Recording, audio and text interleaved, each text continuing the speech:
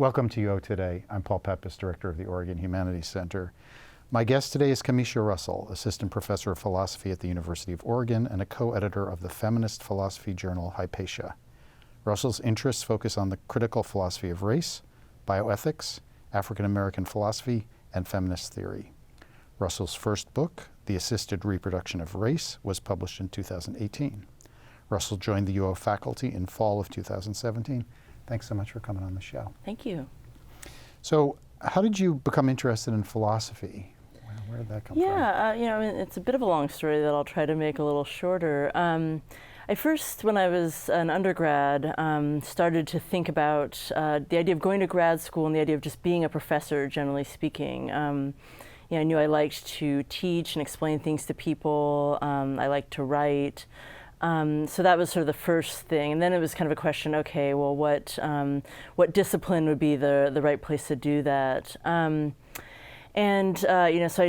I first went to a couple of professors that I had. They had a program at American University where I did my undergrad degree, allowing undergraduates to be TAs for a professor, just a few. You had to apply and everything. But so I went to a couple of professors whose classes I had really enjoyed and asked them about whether they'd be willing to do this. And one of them was a philosophy professor who had taught a moral theory class with a feminist focus. So I ended up doing that with her, and then she encouraged me to go to a thing called the Rutgers Summer Institute in Philosophy for Minority Students. And they work to show students from underrepresented groups a little bit about what philosophy is about and what grad school might look like, the kinds of conversations. They invite people from philosophy professors from around the country to come and give talks and to interact with the undergrads there.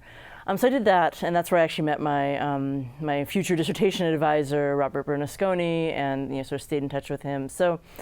But what was interesting about that experience for me was that it was not an entirely positive one. There were some very strange gender dynamics at play, even though the space was about underrepresented groups, and some different things that I actually thought were a little strange. But that was part of what kind of drew me to the field. Actually, was this sort of feeling that there was something a little strange going on, but also interesting, and that maybe I would kind of get in there and see what I could do. So.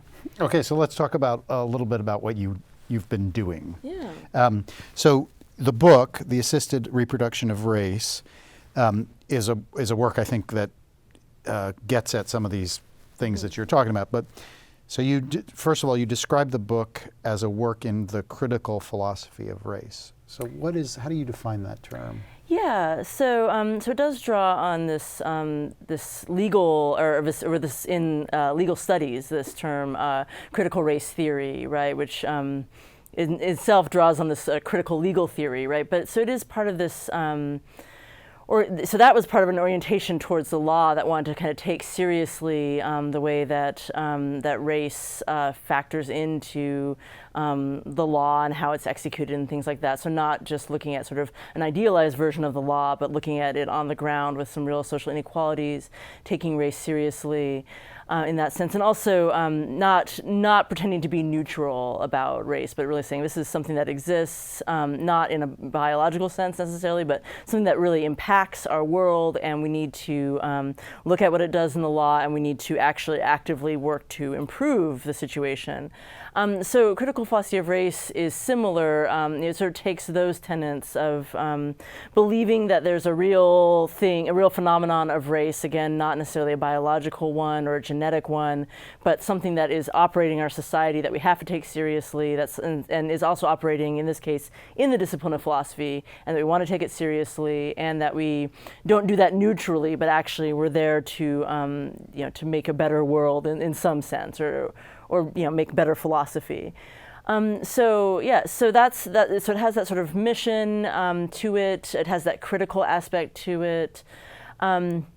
And then it kind of, there are a lot of different conversations you can have kind of under that rubric, but you're at least taking seriously the idea that that racial identities and racialized lived experiences and these things actually impact philosophical theories. So similar again to the sort of law case, you're seeing philosophy not as just sort of neutral, purely logical, universal, the same across time and place, but is actually really influenced by the societies and the social norms within which the philosophy is constructed, and particularly as those concern ideas about race. Okay.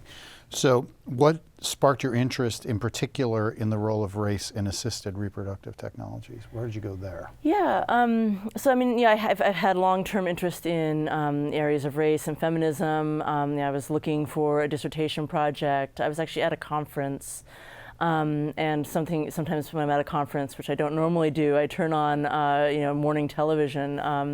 And so I turned on morning television, and Good Morning America was on, and they were doing a story about outsourcing surrogacy to India. So they were doing a story about Western couples who seek Indian surrogates for a process that's called gestational surrogacy, which is where the egg and sperm come from either the intended parents or from an outside donor, and the surrogate's not genetically related to the child that she carries. So there's an IVF process, and then the implantation, and the surrogate carries this child to whom she's not genetically related. So I was talking about this process in India, and I just hadn't heard about that before, and I thought that was really interesting. But then during the course of the story, they said Jane and Michael and Tracy and Michael, I think, are the name of the couple. I don't know if that was actually their real names or not. I think it was. Anyway, they say, Tracy and Michael recognize that it's kind of strange that they're having this Indian woman carry their baby, but this couple is colorblind. They just want a baby, something like that. And so I was really struck by this word colorblind. I was just kind of like, I'm just kind of getting dressed to go downstairs to the conference and thinking like, wait, what? Like, what do they mean? So I was really interested in, and then I looked it up later and on the ABC News website, and they had the story there, but it didn't actually include the word colorblind. And then, so then I was like, did I make this up? So then I went and searched LexisNexis that had the actual transcript of that actual show, and yeah, it was there. So that's one of the things that kind of started me thinking, like, what is this idea of race? And in this case, this idea of colorblindness, this sort of racial neutrality, which I don't agree with. What role is this playing? Why did they feel the need to mention this in the story? What sort of discomfort about what they were reporting on is sort of signaled in them and talking in this way and using this word? So that kind of started me. I started doing some independent studies with some professors I was working with to kind of look more into what's been written about race and reproductive technology. And it turned out there was not a lot generally, and certainly not a lot in philosophy. So where feminist philosophers and just feminists at large had been thinking about reproductive technologies in terms of gender and family and all those kinds of things for quite some time, there had just not been as much work on race. So I started, gathering and looking for that work on race, and then, and that's how I kind of began to start, forming my theses around it and everything like that. So let's talk about that first intervention, the intervention that the book makes in discussions, philosophical discussions of reproductive, assisted reproductive technology. So what's the contribution there? How would you characterize it? Yeah, so I think that, first of all, it's just sort of to give attention to how race is playing out in these situations. So I actually, I sort of start by looking, well, I start in lots of ways, but one of the ways I start is that, looking at kind of where we see race mentioned in reproductive technologies and in stories around reproductive technologies. But then I actually go and look historically at the development of the race concept and the way that that's linked to technology and reproduction and sort of control over reproduction. And then I kind of, I go, that's in sort of a European context and around some European philosophers and other natural scientists and stuff. And then I go on to look at the US and the role that race has played in sort of the ideas of families and things like that in the US.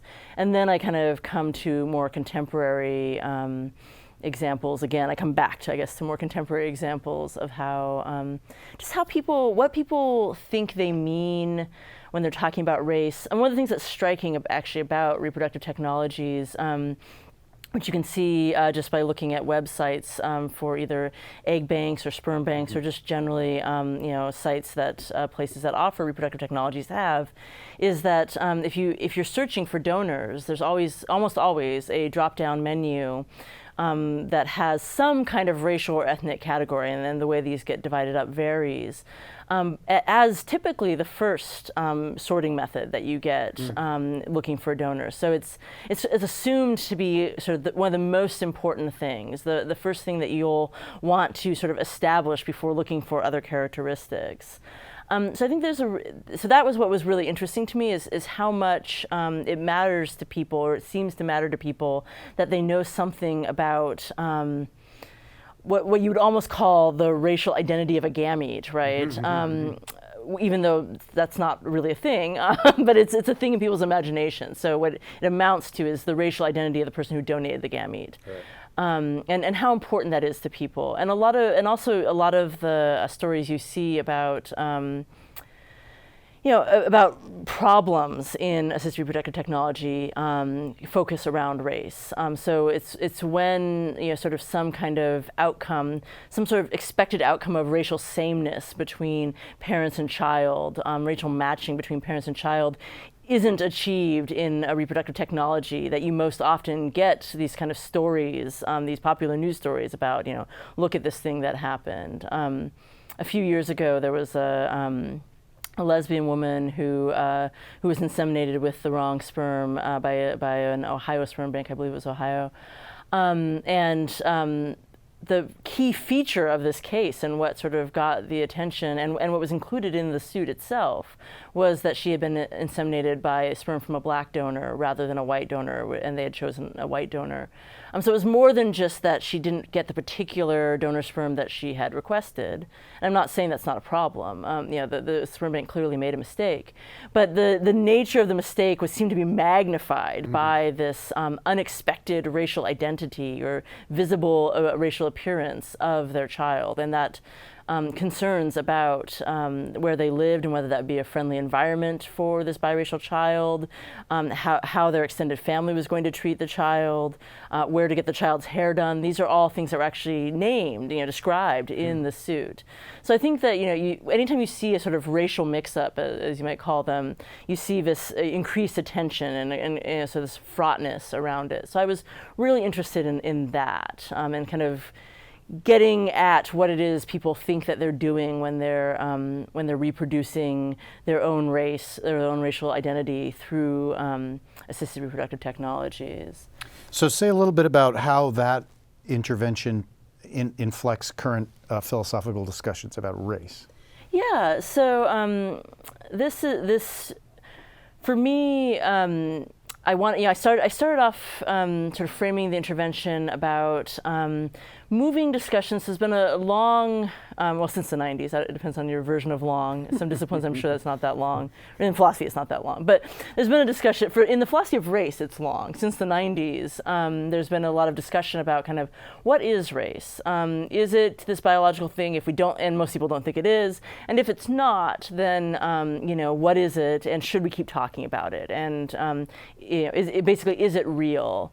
And the answer to that is often given in terms of social construction. So the argument is kind of, there are things that are real because they're natural kinds, right? There are things that are, like trees or, flowers, animals. Like we know they're real because they're out there in nature. But even if race is not a natural kind, right? Even if there's no way to kind of divide up human beings according to racial categories that works, or alternatively, if there were a way but we didn't know it and we have all the wrong categories as it is, in either case, that's one kind of reality. But there's also the reality of things that we create socially that impact us and have effects. And so a popular analogy is to money. So you say, money is made up in the sense that, it doesn't, money it literally doesn't grow on trees, right? But we determine, what the value of different pieces of paper or coins are, and the exchange value of things. It'd be absurd to say that money doesn't affect people's lives. It very obviously affects everyone's lives in a variety of ways. And so that you can say something similar about race. It's socially constructed, but it very obviously affects people's lives. These categories we have, these ascriptions, the things that other people say about your race, your self-description in terms of race, all of these things matter to kind of how you move about in the world, and in many cases how safely you move about in the world. So there was this idea that race is socially constructed, great. But then, then that leads people sometimes to think that therefore we can just kind of get rid of it, or we should just stop talking about it. And I wanted to kind of move with social construction, but also to kind of move beyond that and say, like, let's think about how are people using the idea of race to accomplish things, either politically or even personally. And so that's what I was, what I ended up trying to get at as I was looking at the use of race when people are seeking reproductive technologies, is it's not really about what they think race is. It's not really about whether they believe it's a biological quantity or not, but it's about some idea of what it means and and how it relates to, how we're related to people, kinship, to reproduction. So so then it ended up kind of thinking through that, ended up kind of bringing back for me this idea that, we need to be thinking about race in a really different way. We need to be thinking about what it does in a particular context, both geographically and in time, so we have very different concepts of race and who is part of which race and which races are worrisome or troublesome across different times. Nazi Germany is your sort of classic example, where Jews get really racialized in ways that sometimes they weren't before and sometimes they haven't been since.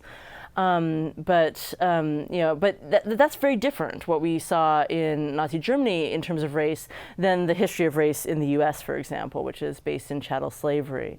And as well in the presence of indigenous peoples on the American continent as well.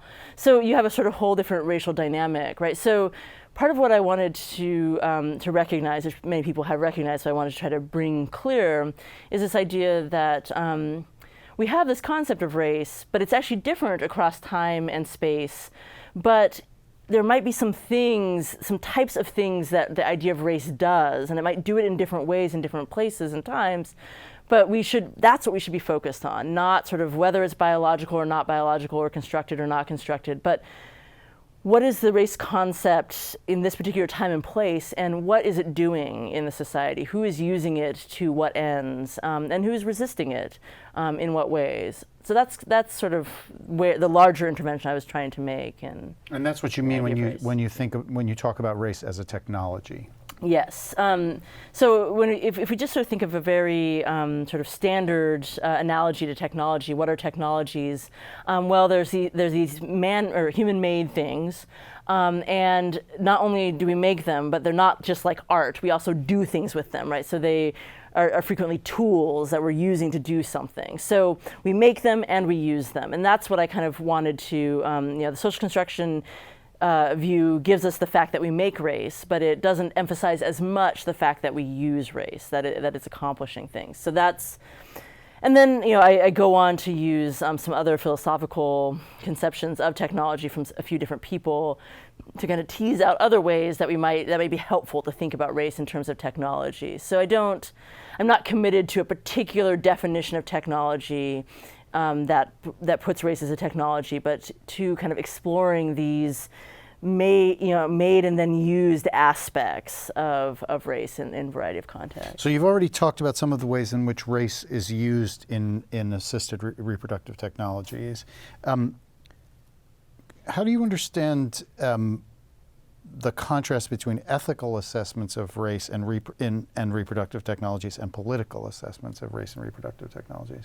Yeah, so for me that's actually a very important question, because when you are doing research about people, in philosophy the research we do is not, we don't in the sense go into the field and that kind of stuff. So we're not actually researching people or involving them in our research projects per se. But when you do read about and think about people who are using reproductive technologies, You have a lot of people who really have an idea of family that's very important to them, that they're pursuing, that they've often struggled in their pursuit of. Just people who are very vulnerable, at least in the sense of not feeling they can easily obtain something that's very meaningful to them in their life projects. And that's in terms of people who are trying to seek to have children, but also when you look at the people who serve as surrogates or donors, right? They are also often vulnerable in certain ways.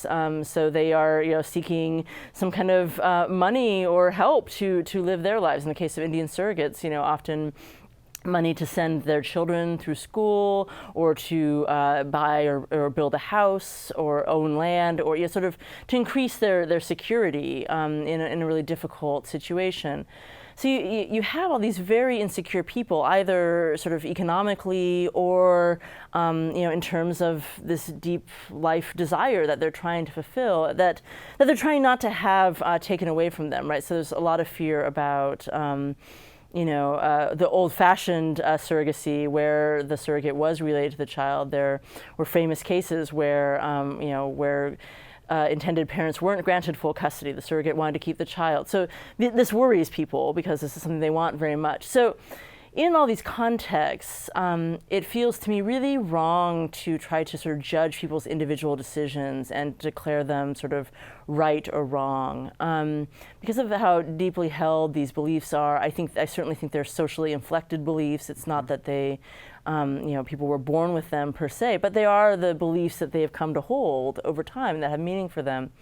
So, ethical, the way that I construe it, and it can be more broadly construed, but the slightly more narrow way that I construe ethics is about sort of saying this individual action is right or wrong, it's permissible or not permissible, it needs to follow these rules or those rules. And I just get really concerned about trying to kind of judge people in this way. And I think it's very hard. And the other thing I think that's very important with reproductive technologies is people make these same kinds of decisions without technologies too. They decide who to marry, when to have kids, things like that. So, we don't want to also sort of single people out for considering race in their family formation practices just because they are seeking a donor or a surrogate or seeing a doctor. Because this has been going on for a long time. But what we do want to do is kind of pay attention to what these practices are telling us about, sort of social norms and ideas, what people think matters, all that kind of stuff. So I think it's actually quite interesting, for example, when the lesbian woman and her partner sue over getting this mixed race child, right? What they're actually recognizing and contending with that they were not previously contending with are the real material disadvantages of appearing not white in American society, like real dangers and concerns, for their child's sort of life opportunities. But the fact, so that they're seeing something in that moment, even though they pursued it in a sort of individualistic way through the courts. What they're actually seeing is a political system that's becoming more visible to them. And so that's, that to me is what's really interesting, is what are we seeing when we look at people's choices that are kind of laid bare through these websites and drop-down menus and lawsuits and things like that, that we don't see as much in sort of so-called natural reproduction, right, unassisted reproduction.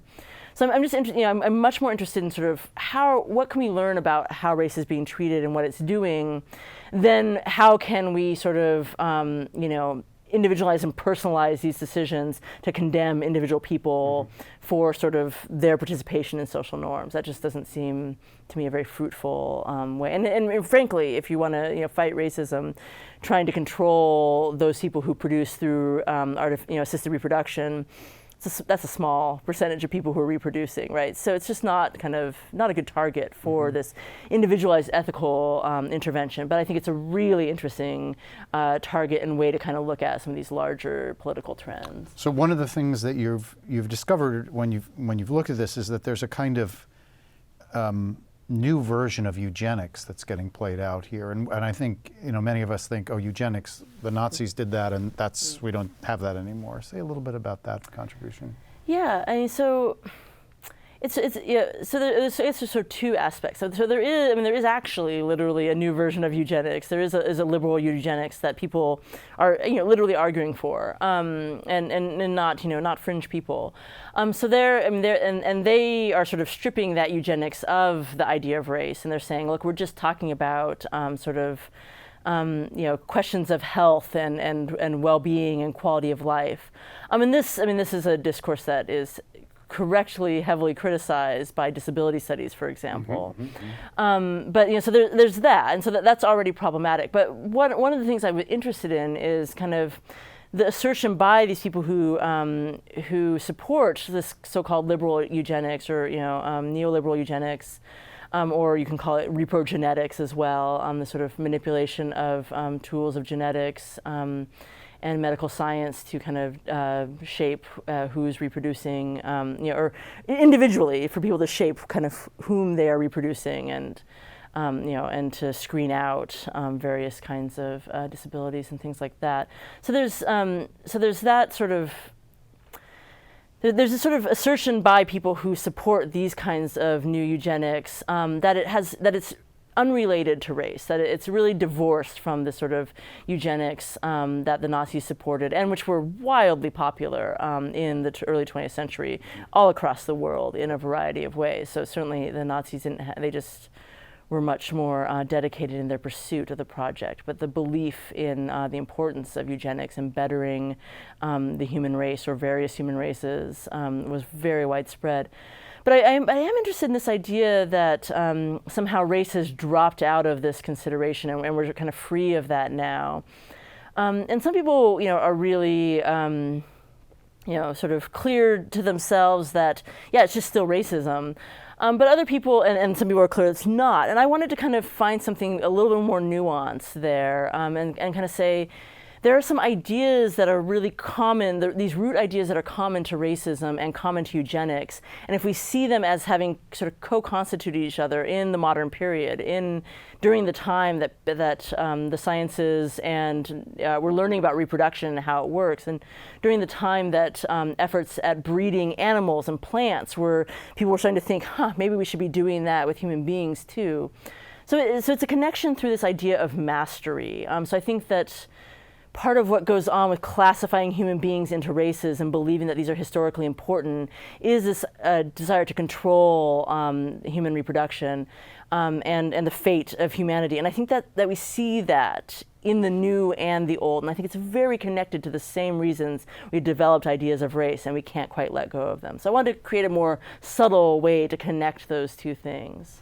Well, that's a fascinating point, as is everything that you've been talking to me about. It's been a real pleasure. We've burned through our time. I want to thank you so much for taking the time to talk with us today. Thank you. It went really fast, but very enjoyable. Thanks. I've been speaking with Camisha Russell, Assistant Professor of Philosophy at the University of Oregon and a co-editor of the feminist philosophy journal Hypatia. Her first book, The Assisted Reproduction of Race, was published in 2018. Thanks again. Thank you. Thanks again for watching.